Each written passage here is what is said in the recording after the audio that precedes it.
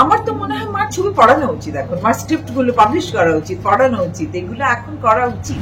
আমার যেটা কঙ্কনার মধ্যে খুব ভালো লাগে, of course the honesty and integrity of Aparna Sen সেটা আছে, কিন্তু অপর্ণা সেনের মেয়ে হওয়া ইজ নট ভেরি ইজি।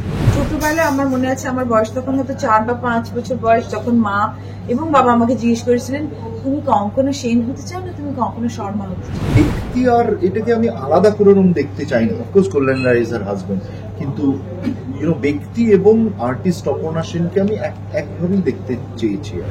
আমি কেতা বলো না, আমার ভেতর আমি কেতা জানতো। হ্যাঁ, সেটা খুব সুন্দর। আমরা এবার একটা প্ল্যাটফর্ম পেয়েছি, এবারে আমরা অন্য ধরনের ছবি এখানে দেখানো হবে, সেটাও চলে গেল। আমরা যে ধরনের সিরিয়াস সিনেমা করতে চাই সে তার প্ল্যাটফর্মই নেই এখন, কোথায়? নিজেকে পর্দায় দেখা, এটা বললেন যে একটু অস্বস্তি প্রথম দিকে হচ্ছিল, এখন অস্বস্তি কাটিয়ে কি মনে হচ্ছে? মনে হচ্ছে আচ্ছা ওগুলোও আমি, মানে এটা তো এখনকার আমি তো অভ্যস্ত হয়ে গেছি। আবার অতদিন আগে যে 36 চৌরঙ্গি লেন বানিয়েছিল সেটাও আবার আমি, মানে এটা একটু কিরকম লাগে না? মানে মনে হয় যে আচ্ছা আমার মধ্যে এটাও ছিল, আবার আমার মধ্যে ওইটা পড়ারও একটা ব্যাপার ছিল। মানে এই ব্যাপারটা আর কি অনেক সময় কি বলবো, খানিকটা চেনা অচেনা অপর্ণা। আচ্ছা তোমাকে বলবো, মা অপর্ণা সেন আর অভিনেত্রী অপর্ণা সেন দুটোই তোমাদের কাছ থেকে দেখা, তো এখন পর্দায় দেখে কোনটা মনে হচ্ছে যে বেশি কঠিন ছিল? কোনটা বেশি কঠিন ছিল মানে আমি আসলে মাকে অভিনেত্রী হিসেবে সেরকম কাছ থেকে দেখিনি, কারণ আমার মনে হয় মার বেশিরভাগ যেটা একেবারে মেইন স্ট্রিম কমার্শিয়াল সাকসেসফুল ক্যারিয়ারটা অনেকটাই আমার জন্মাবার হয়তো আগে, বা আমি তখন খুব ছোট, কারণ 36 চৌরঙ্গি লেন, পরমা এগুলোই তো রিলিজ হয় যখন আমি খুব ছোট। কাজে আমি মাকে পরিচালক হিসেবে, সম্পাদক হিসেবে দেখেছি।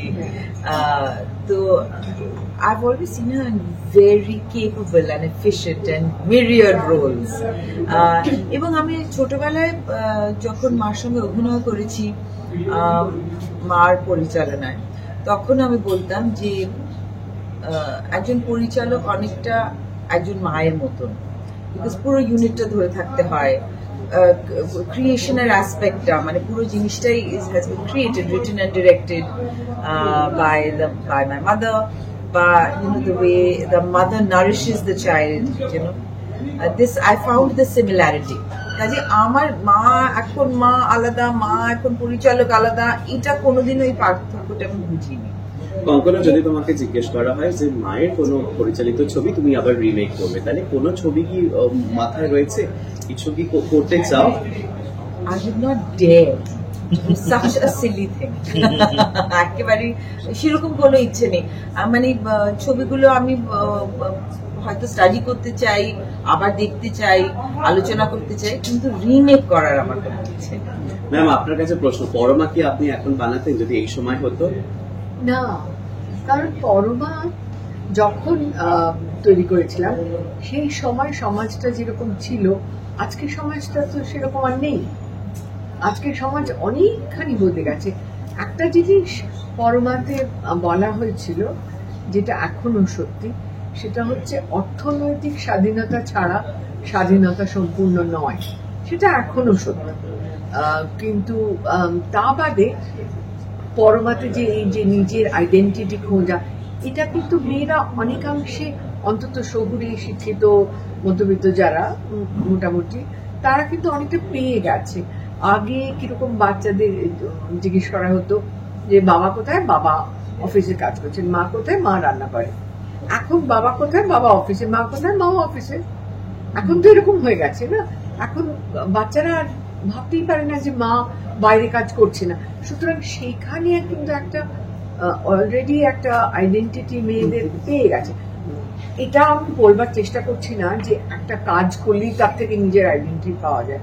অনেক সময় আমরা অনেক কাজ করতে বাধ্য হই যে কাজগুলো আমাদের ভালো লাগে না, তার মধ্যে সেটা শুধুই রোজগারের খাতিরে।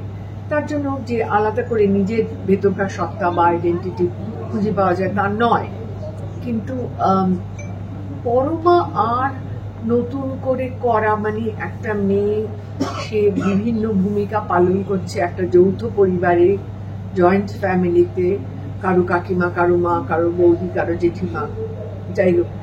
তো এই যে ব্যাপারটা, সেই যৌথ পরিবারটাই তো এখন ভেঙে গেছে। তখন তবু কিছুটা ছিল, এখন একেবারেই প্রায় নেই। তো সুতরাং অনেক কিছু বদলে গেছে, সেগুলো আর নতুন করে করার কোনো মানে হয় না। একটা ছবি আমার নতুন করে করতে ইচ্ছে করে, আমার কোনটা? যুগান্ত। কারণ যুগান্তর সময় যে মানে টেকনোলজিক্যালি আমরা যেখানে ছিলাম তার থেকে আমরা অনেক এগিয়ে গেছি। সেই নতুন যে টেকনোলজি আমাদের হাতে এখন এসছে, সেটা দিয়ে যদি আমি যুগান্ত করতে পারতাম তাহলে আমি আরো অনেক ভালোভাবে করতাম। मैम हिंदी के दर्शकों को क्या बोलना चाहेंगे? जी सॉरी, हिंदी के दर्शकों को परमा के लिए आप क्या संदेश देना चाहते हैं? परमा के बारे, वो परमा मतलब वो सुमन वाली परमा जी। अच्छा, वो मैं कहूँगी कि अब देख तो लो। इस परमा को बनाने के लिए क्या क्या डिफिकल्टीज आपने फेस किया है? So difficulty tha I think to get the footages, because the only point at which I scold her is that her archival instincts are so bad. She doesn't know the photos also where they are in.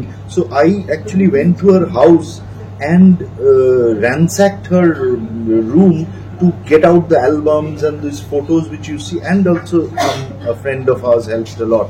Neil helped me a lot, and similarly these are iconic films, and Mr. and Mrs. Iyer, I didn't get the good print. Of course, Kunal Kapoor, who was the producer of 36 Chaurungi Lane, they digitized it. And similarly, a lot of the films, to find out the producer who has the rights. So that was a process which took 6-7 months. And when I was committed to the project, I didn't think about that. Iske liye itna problem hoga.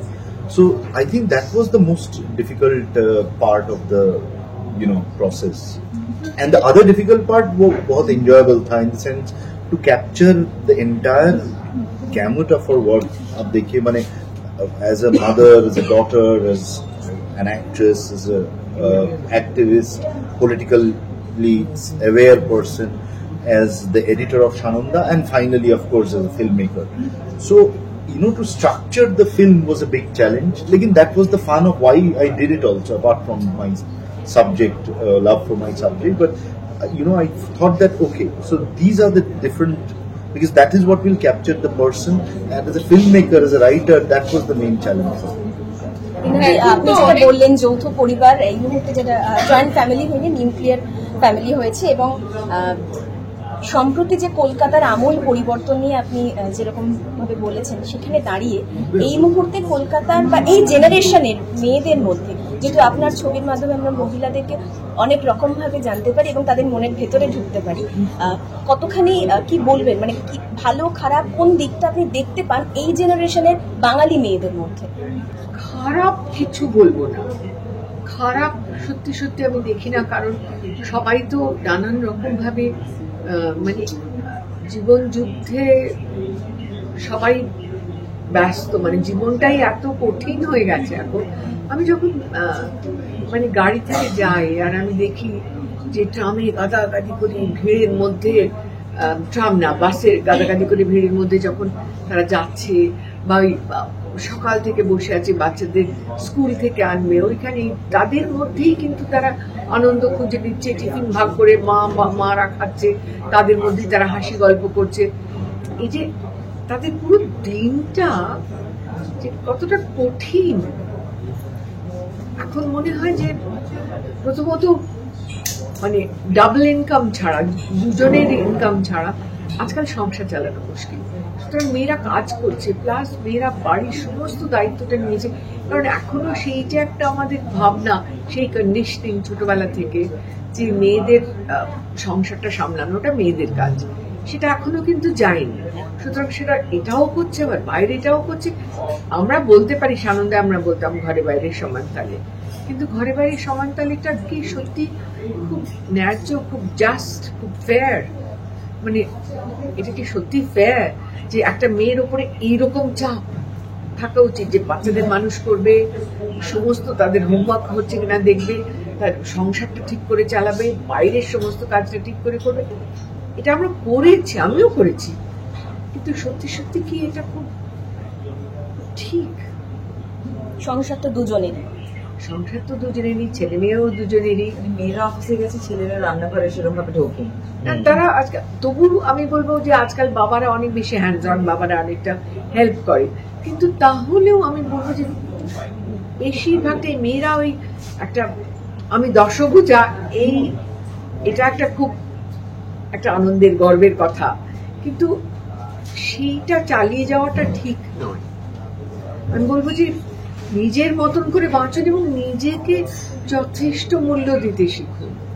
আপনার মূল্য, আপনি গৃহিণী হন, homemaker হন, বা কাজের মানুষ হন, মা হন, বোন হন, মেয়ে সন্তান হন, যাই হন, আপনার মূল্যটা কিন্তু কম নয় পৃথিবীতে।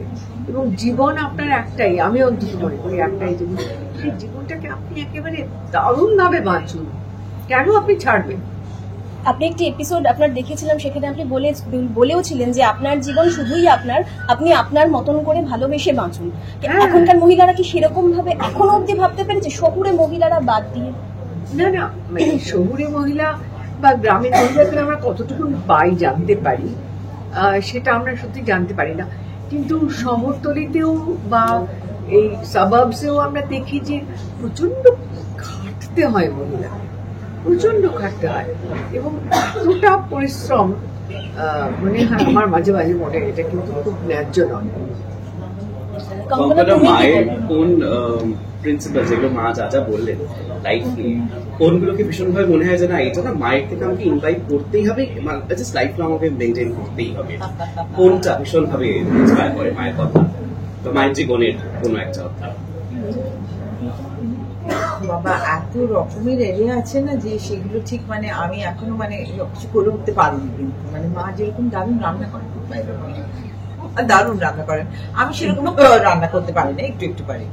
বা মার মানে যেরকম একটা ডিপ সিটেড নলেজ রয়েছে দুই ভাষাতে, সেটা। But this is all inspirational. মানে আমার, for me this always an example of what is possible, what all is possible for me. সব থেকে আমার যেটা ভালো লাগে যে আমি হয়তো বলেওছি ডকুমেন্টারিতে যে একটা মা রয়েছে, যেটা মা এখন হয়তো বললেন সেটা কাছাকাছি কিছু একটা, that your highest duty is to yourself. সেটা আমি পেয়েছি মার কাছে, that she's lived life on her own terms, যেটা মা ঠিক লেগেছে, যেটা as an individual and encouraged others to do the same. মানে আমাকে always I was given that space and sovereignty even as a child. সেটা খুব সুন্দর। আপনি কিভাবে অপর্ণা সেনের পার্সোনাল এবং প্রফেশনাল লাইফটাকে ব্যালেন্স করেছেন মুভির মধ্যে? কি করে ব্যালেন্স করেছি মানে ইন দ্য সেন্স ওনার মহিলা মানে আমি ব্যালেন্স করার চেষ্টা করি ইন দ্য সেন্স দ্যাট আমি পজ নিলাম বিকজ প্রথমত ওনার মেয়েরা আছেন, ওনার হাজবেন্ড কল্যাণ রায়, এবং অফকোর্স ওনার বাবা চিরঞ্জন, ওনার মা এখন বেঁচে নেই। সো তাদেরকে একটা, তাদের ভিউ পয়েন্টস মেয়েদের থেকে অফকোর্স আমি পাচ্ছি, আমি হাজবেন্ডের থেকে পাচ্ছি, তাতে ব্যক্তি অপর্ণা সেনকেও যেটা পাওয়া যায় আর কি। এবং সেইটা আমি ধরেছি ব্যালেন্স করা না, ওটা অর্গ্যানিক্যালি ফ্লোটা অফ দ্য, যখন আমি এডিট করছি বা আমার এডিটর শঙ্খ যখন এডিট করছে, আমরা দুজনে বসে সেইগুলো, বাট এই মেটেরিয়াল আমরা ওনার দুজন মেয়ে, কঙ্কনা আমার খুব ভালো বন্ধু, ডোনার সঙ্গে আমার আলাপ হলো এবার আমেরিকাতেই, এবং কল্যাণদা কিছু কিছু কথা বলেছে। আমার মনে হয় যে ওই ব্যক্তি এবং উনি অ্যাজ অ্যান আর্টিস্ট, যে কোত্থেকে একজন আর্টিস্টের ইন্সপিরেশন দেবে, এটা রিনাদির সঙ্গে তারপরে কথা হলো, উনিও ওরম ভাবে নোটিস করেনি। আমি তারপরে সুমন মুখোপাধ্যায় আমার আরেকজন বন্ধু কলিগ, তার সঙ্গে কথা বলছিলাম, ওই যে সলিটিউডের কথা বলে, তারপরে আমি ভাবলাম যে সত্যি তো, কিন্তু আমরা কিন্তু সেটা নোটিস করিনি উনি কল্যাণটা বলার পর। সো এগুলো ব্যক্তি, আর এটাকে আমি আলাদা করে দেখতে চাই না। Of course Kalyan Roy is her husband, কিন্তু ব্যক্তি এবং আর্টিস্ট অপর্ণা সেনকে আমি একভাবেই দেখতে চেয়েছি। আর কঙ্কনাদি, তোমার কাছে জানতে চাইবো, ফেলে আসা দিনকে কোথাও ছুঁয়ে এলে কি এই তথ্যচিত্রের হাত ধরে? যেহেতু অপর্ণা সেনের অভিনেত্রী, পরিচালক সত্তা সমস্ত গুলোকে ছুঁয়ে যাওয়া হয়েছে সুমনদা, সেখান থেকে তুমি কি ফেলে আসা দিনগুলোকে আবার ছুঁতে পেলে? কিছু জিনিস তো আমি কখনো পাইনি, যেটা মানে বাক্স বদল বা বসন্ত বিলাপ, অনেক ছবি এরকম আমি নাম শুনেছি শুধু, বা কয়েকটা ছবি দেখেছি, বাক্স বদল আমরা দেখেছি একসঙ্গে, ডিলাইটফুল, কিন্তু সেই অংশটা মানে I am not very familiar with that part of my life actually. তো সেটা এখানে কিছুটা পেয়েছি, সেটা আমার খুব ভালো লেগেছে। কিছুটা নস্টালজিক, কিছুটা একটা গান ছিল ওখানে, যে আমি যেটা তুমি এখন বললে চেনা চেনা অপর্ণা সেন, তারপরে ওই আশিনগরের গানটা যেটা বাউল, পার্বতী বাউল, আমি আমি করে আমি নিজেকে, কি একটা লাইন ছিল, আমি কেতা বলো না, আমার ভেতর আমি কেতা জানতো। হ্যাঁ, সেটা খুব সুন্দর। সেটা মানে নিজেকেই কতটা চেনা যায়, একেবারে কাছের লোকে কতটা জানা যায়, অ্যাকচুয়ালি সম্পূর্ণভাবে তো জানা যায় না, তাই না? কিন্তু হ্যাঁ, কিছুটা পেলাম, আবার কিছুটা আবিষ্কারও করলাম, কিছুটা হয়তো মনে হচ্ছে মা এটা তো ফেলে যাওয়া, মানে ওটা ওভারলোক হয়ে গেছে, যেটা আমি পার্সোনাল লাইফে পেয়েছি। হয়তো মার যে সেন্স অফ এস্থেটিক্স, সাজানো, রান্না বান্না, এইগুলো আমি খুব দেখেছি। কোনো হোটেলে গিয়ে তারপরে সেখানেও সাজানো, মানে এই সবগুলো আমি অনেক কিছু পেয়েছি। তো আমাকে বানাতে হবে, আমাকে একজন ডকুমেন্টারি অনেকগুলো বানাতে হবে। আরেকটা বিষয়, সেটা হচ্ছে গিয়ে প্রজন্মের পর প্রজন্ম অপর্ণা সেনে মুগ্ধ, তার অভিনয়, তার পরিচালনা, এবং তিনি স্টাইল আইকনও বটে। তো তোমাকে শেষেরটা আমি জিজ্ঞেস করবো, তুমি সেটা কিভাবে ফলো করো? মায়ের সাজ, মা যেটা আমাকে শিখিয়েছে, মানে ইন্টেনশনালি অর আদারওয়াইজ, হচ্ছে ইন্ডিভিজুয়ালিটি। তো সেইটা খুব বেশিভাবে আমি পেয়েছি মার কাছ থেকে, বাকি ফ্যামিলি মেম্বারসদের কাছ থেকেও। কিন্তু I am very happy to here that যদি জেনারেশন এরকম ভাবে মাকে চিনেছেন বা পেয়েছেন মাকে এরকম ভাবে, তাহলে আমি খুব খুশি। আমার তো মনে হয় মার ছবি পড়ানো উচিত, এখন মার স্ক্রিপ্ট গুলো পাবলিশ করা উচিত, পড়ানো উচিত, এগুলো এখন করা উচিত, and specially in the context of a time, কারণ সেই সময় অত মহিলা ফিল্ম মেকার্স মানে খুবই কম আছে, এখন তাও বেশি। রিনাদি, তুমি স্টাইল আইকন মার আর আমার কোনোদিন আগে মিলতো না ছোটবেলায়, কিন্তু এখন ভীষণভাবে মিলে যায়। আর এখন আমি মাকে মনে করি, মা তুমি এরকম পড়তে, আমার সেই জন্য এটা ভালো লাগে, তোমার এই জিনিসটা, মানে সেটা খুব মানে I've been hugely influenced by it. আমি একটু উত্তর দিতে পারি কঙ্কনার হয়ে, প্লিজ। সো বিকজ আমি ওর সঙ্গে কাদম্বরীতে কাজ করেছি এবং আমাদের রেগুলার দেখা না হলেও উই আর ইন টাচ। আমার যেটা কঙ্কনার মধ্যে খুব ভালো লাগে, of course the honesty and integrity of Aparna Sen, সেটা আছে, কিন্তু অপর্ণা সেনের মেয়ে হওয়া ইজ নট ভেরি ইজি। ওই ছত্র ছায়ার মধ্যে ইউ ক্যান বি ক্লাউডেড, সেইটা আমি দেখেছি। কঙ্কনা হ্যাজ একটা ইন্ডিভিজুয়ালিটি এত সুন্দর, যদি অপর্ণা সেনের মেয়ে হয়েও, সেইটা আই রিয়েলি অ্যাডমায়ার। সামনাসামনি বলিনি, but she has an individuality of her own. কিন্তু আবার অপর্ণা সেনের যে অ্যাটিটিউডস গুলো, যেটা আমরা সবাই অনুসরণ করার চেষ্টা করি বা পাওয়ার চেষ্টা করি, সেইটা দেখি। আমি একটা জিনিস, থ্যাংক ইউ, এটা তুমি বললে, কিন্তু আমি যেটা বলবো হচ্ছে যে মার এটা যে বললাম যে ইন্ডিভিজুয়ালিটিটাকে যে ইম্পর্টেন্সটা দেন মা এবং সব পুরো আমাদের ফ্যামিলিতেই বলবো, সেটা মানে সেই জন্যই it's possible, and it's possible for me to thrive and flower in my own way. Absolutely. Because Ma has always extended that to me. ছোটবেলা, হ্যাঁ, সেই ফ্রিডমটা আমি চিরকাল পেয়েছি। ছোটবেলায় আমার মনে আছে, আমার বয়স তখন হয়তো 4 বা 5 বছর বয়স, যখন মা এবং বাবা আমাকে জিজ্ঞেস করেছিলেন, তুমি কঙ্কনা সেন হতে চাও না তুমি কঙ্কনা শর্মা হতে চাও? এটা কেউ জিজ্ঞেস করে না ছোটবেলায়, এটা কেউ জিজ্ঞেস করে না। আমি আবার ভাবলাম যে আমি যদি সেন বলি তাহলে বাবার খারাপ লাগবে, আমি যদি শর্মা বলি তাহলে মার খারাপ লাগবে, ঠিক আছে তাহলে আমি সেন শর্মাটাই নিয়ে নিই, এত বড় একটা নাম স্কুলে। ছোটবেলা থেকে ডিপ্লোম্যাট।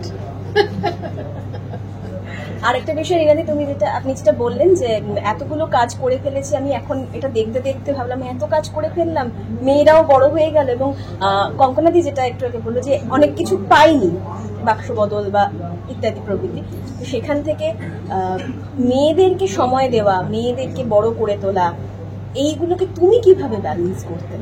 দেখো, আমার যেটা মনে হয়, একটা আমরা ছোটবেলায় একটা কথা শুনতাম খুব, বিনাইন নেগলেক্ট বলে একটা জিনিস আছে। বিনাইন নেগলেক্টটা ভীষণ ইম্পর্টেন্ট। মানে ছেলে মেয়েদের সবসময় বুঝতে দেওয়া দরকার এবং ভীষণ মানে গভীর ভাবে বুঝতে দেওয়া দরকার যে কতখানি ভালোবাসি তাদের। কিন্তু তাদের প্রত্যেকটা সময়, আচ্ছা তুমি এটা করছো, তুমি কি নিয়ে খেলছো, তোমার সময় আছে তো, এই সময়টা তুমি কি করো, পুরোটাই যদি ইচ্ছে মতন যা কিছু, তাতে তো কল্পনার প্রসার বাড়বে। তার যদি নিজের খুঁজে নিতে হয় নিজের এন্টারটেইনমেন্ট, সেটার মধ্যে দিয়ে তার ইমাজিনেশনটা কিন্তু বাড়বে। মানে বাচ্চারা কিন্তু ঠিক করে নেয়, বাচ্চারা কিরকম খুঁজে নেয় নিজেদের, কি করে নিজেদের ইয়ে রাখতে হয়। দেখবে যে খুব মানে হয়তো বাবা মা বাড়িতে নেই, তারা নিজের মনে করে একটা খেলা বানিয়ে নিয়েছে, তাতে তাদের কিন্তু মনের একটা প্রসার হচ্ছে। আর সবসময় যদি তাদের গাইড করা হয় যে এইভাবে, কিছুটা গাইডেন্স নিশ্চয়ই দরকার, আমিও সেটা করেছি যে এই ছবি দেখো না বা এই ছবি দেখো। সেটার কারণও ছিল, কারণ যেন রামায়ণ মহাভারত সবসময় ওই ঠিক আমার চিত্রকথাতে যেরকম চেহারা রাবণের, সেই রাবণটাই সত্যি তা তো নয়। রাবণ তো কত রকম, পিটার ব্রুকের রাবণও সত্যি। আবার মানে আমি যেমন, ধরো আমি বলছি তোমাকে যে যখন ইয়েটা বলতো না যে যে ওই যে যার মধ্যে গিয়েছিল তোমার অভিমন্যু, যে চক্রব্যূহর মধ্যে গিয়েছিল, চক্রব্যূহ জিনিসটা কি আমি তো সবসময় ভাবতাম কিরকম হবে চক্রব্যূহ। সেটা এখন যদি আমাকে দেখিয়ে দেওয়া হয় একটা ছবিতে বা একটা এতে, তাহলে আমি সেটাই ভেবে নিই সেটাই সত্যি। আবার যখন পিটার ব্রুক দেখলাম তখন কতগুলো বাঁশের শিল্ডের মতন সেটা রয়েছে, ও আচ্ছা চক্রব্যূহ তো এরকমও হতে পারে। মানে এই যে একটা কল্পনার একটা কত রকমের হতে পারে, এই কল্পনা ব্যাপারটা খুব খুব খুব খুব জরুরি, বিশেষ করে সৃষ্টিশীল কাজের মধ্যে। সেইটাই যদি তৈরি না হয়, যদি সবটাই বলে দেয়া, শিখে দেয়া, গাইড করা সবটাই হয়, মানে এটার মধ্যে একটা ব্যালেন্স থাকতে হবে।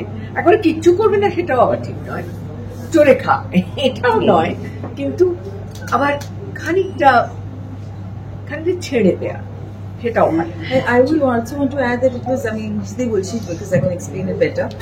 You know, what was very important is that Ma let us see her for who she was. We saw her as an individual. You know what happens nowadays, and I find myself also doing it sometimes, and you'll also, I think, empathize as a modern day parent, that sometimes I pretend a wholesomeness which I'm not necessarily that all the time. You know? So, but it's very important for your children to see who you are, and you know, so that you can live an authentic life and you can teach them to live an authentic life as well. Actually, এটা ও একটা interesting কথা বললো, কারণ আমি যখন practically একটা single মাদারের মতো ওদের মানুষ করেছিলাম একটা বয়সে, তো তখন আমি কিন্তু ওদের কখনো বলতাম না যে hold me up as an example, but as rather as a warning. দেখো এই ভুলগুলো কিন্তু আমি করেছিলাম, আমাকে কিন্তু এক্সাম্পল হিসেবে ধরো না, আমি কিন্তু সব জিনিস ঠিক করিনি, আমি প্রচুর জিনিস ভুল করেছি। ওদের সঙ্গে আলোচনা করতাম, আমাদের যখন সত্যি আর্থিক অবস্থা খারাপ ছিল, আমি মেয়েদের সঙ্গে আলোচনা, ওইটুকু মেয়ে তাদের সঙ্গে আলোচনা করেছি, আচ্ছা আমাদের তাহলে কি করা উচিত, কিভাবে আমরা ইকোনমাইজ করতে পারি, তিনজনে মিলে প্ল্যান করেছি, বড় মেয়ে আর আমি বেশি, ও অনেক ছোট, কিন্তু এটা লুকোইনি কখনো। এটাতে আমার মনে হয় যে একটা গ্রাস্প অফ রিয়ালিটি খানিকটা হয়, যে জন্য ভীষণ গ্রাউন্ডেড আমার মেয়েরা, অসম্ভব ওয়েল গ্রাউন্ডেড। ওদের কিন্তু মানে ওরা ফিল্ম স্টারের মেয়ে বা ওই ধরনের কোন রকমের বিন্দু বিসর্গ নেই ওদের মধ্যে। মানে কঙ্কনা এখনো, আমি ওর সামনেই বলছি, ইজ কনসিডার বিগ স্টার, কিন্তু উবের নিয়ে বা আই টেক আ রিস্ক, আমি একটা রিক্সা নিয়ে চলে যাচ্ছি, এত মানে প্র্যাকটিক্যাল গ্রাউন্ডেড। আমরা তো মানুষ, মানে আমাদের প্রফেশনটা এমন যেটা আমাদের লাইট নিয়ে যায়। আমরা কিন্তু আলাদা করে যে একটা ভীষণ সাংঘাতিক মানুষ তা নয়, অন্য সকলের মতনই আমরা মানুষ। আমাদের প্রফেশনটা এমন যেটা আমাদের ভিজিবিলিটি দেয়। তার মানে কি আমরা স্বাভাবিক অন্য মানুষদের মতন হতে পারবো না? আর একটা বিষয় যেটা জিজ্ঞেস করা, যে দুজনের কাজ একসঙ্গে আমরা আবার কবে করব? তোমার এবং জানি না। ডিরেকশনটা কে দেবে, মেয়ে না মা, কি কাকে দিচ্ছে সেই কথাটা একটু শুনি। সেটা ও আমাকে কোনদিন ডিরেকশন দেয়নি, আমি ওকে দিয়েছি। আমি ভীষণ মানে এখনো সামনেই বলছি, ও যদিও এখনো অনেক কিছু করছে বলে ও মানে ডিরেকশনের কাজটা কম করেছে, কিন্তু আমি মনে করি যে কখনো is one of our best directors. আমি সত্যি মনে করি আমি ক্রাফটটা শুধু ক্রাফট না, তার ভেতরকার যে নিহিত কথাগুলো সেগুলো, যেমন ধরো মিরর বলে যেটা আমি দেখলাম, সেটাতে আমি লাভ স্টোরিজের মধ্যে আমি অসম্ভব একটা মুগ্ধ সিনেমার পাঠকের মতন ছবিটা দেখলাম। কিন্তু মানে মন দিয়ে দেখলাম, কোথায় কি এটা এই কখন করেছি, এই শটটা কে ভেবেছিল, তুই ভেবেছিলি না ক্যামেরাম্যান ভেবেছিল, এরকম ভাবে আলোচনা করেছিলাম ওর সঙ্গে। এইটা খুব সুন্দর হয়েছে, এই আইডিয়াটা কোথা থেকে এলো। মানে আমি ওর মা, আমি ওর থেকে অনেক সিনিয়র ফিল্ম মেকার, তার মানে এই না যে ওর ছবিটাকে আমি একজন ছাত্রীর মতন দেখতে পারবো না, তার সঙ্গে বয়সের কোনো সম্পর্ক নেই। এবং বড় সমালোচকও বটে তুমি। হ্যাঁ, বড় সমালোচকও বটে কঙ্কনাদির কাজের সমালোচক ও আমার, আমি ওর, সেটা অন্য কথা। সেটা তো ঋতুর সঙ্গেও আমার ছিল, ঋতুপর্ণের সঙ্গে ছিল। কিন্তু সেটার থেকেও বড় কথা যেটা, সেটা হচ্ছে যে আমি সিনিয়র বলে আমারটাই সবসময় ঠিক, এটা ঠিক নয়, কিন্তু এটা সত্যি নয়। যুগান্তরকে নিয়ে আপনি কিছু প্ল্যান করেছেন তাহলে? না না না না না, করিনি, কেউ আর করবেও না। মনের ইচ্ছে বললাম। এখন তো অনেক সিনেমায় রিলিজ হচ্ছে, তো এরকম কোন সিনেমা আছে যেটা রিলিজ হোক বলে? রিলিজ না, ওনার লাস্ট যে রেপিস্ট সেটা রিলিজ করা, রিলিজ হোক, রেপিস্টটা রিলিজ হোক। রেপিস্টটা লোকে দেখতে চায়, কিন্তু আমাদের ওটিটি প্ল্যাটফর্মস ওদের না নিজস্ব কিছু থাকে, ওদের নিজেদের এজেন্ডা, যে মানে they have to have popular films বা মানে বেশি খুব সিরিয়াস ছবি না, আই ডোন্ট নো। না, এখানে একটা ভীষণ ইম্পর্টেন্ট কথা আছে, সেটা আমি সরি এই প্ল্যাটফর্মটাই হচ্ছে এটা বলতে। কারণ আমরা প্রথমে ভেবেছিলাম, আমি তো অনেকদিন আগেকার থেকে বলছি, একটা সময় ভেবেছিলাম যে না, এই যে যখন এই যে আসবে যে মাল্টিপ্লেক্স গুলো, যেখানে আর্ট থিয়েটার আমরা ভাবছিলাম হবে, ও এখানে অন্য ধরনের ছবি দেখানো হবে। সেটা আস্তে আস্তে দেখা গেল যে বাণিজ্যিক ছবি দেখানো হচ্ছে। তারপর ওটিটি প্ল্যাটফর্ম হিসেবে আমরা এবার একটা প্ল্যাটফর্ম পেয়েছি, এবারে আমরা অন্য ধরনের ছবি এখানে দেখানো হবে, সেটাও চলে গেল। আমরা যে ধরনের সিরিয়াস সিনেমা করতে চাই সে তার প্ল্যাটফর্মই নেই এখন। কোথায়, কার জন্য ছবি করব, কোথায় দেখানো হবে সেই ছবিগুলো? কত ছবি আটকে আছে তোমরা জানো? সিনারিওটা একদম ভালো না। বিনোদন জগতের সব খবরাখবর সবার আগে পেতে সাবস্ক্রাইব করুন বিনোদন চিত্র ইউটিউব চ্যানেল আর পাশে থাকা বেল বাটনটি ক্লিক করতে ভুলবেন না।